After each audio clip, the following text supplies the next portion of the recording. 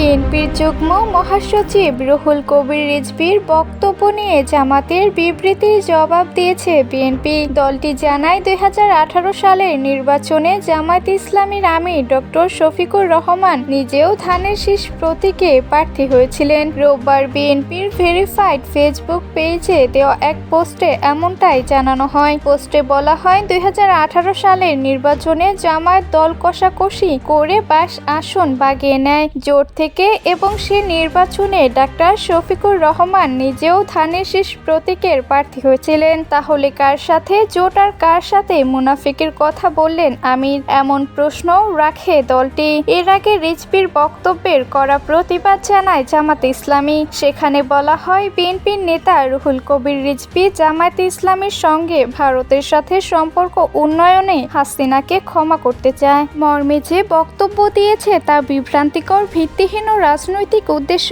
প্রণোদিত। রুহুল কবির রিজভী তার বক্তব্যে বলেছিলেন, শেখ হাসিনার আমলে হেলমেট লীগ, চাপাতি লীগ, বন্দুক লীগ দেখেছি। আবার জনগণ এটাও জানে খুই লীগ ও পায়ের রক কাটা পার্টি এরা কারা কারা পায়ের রক কাটে, জনগণ তাদেরকে চেনে।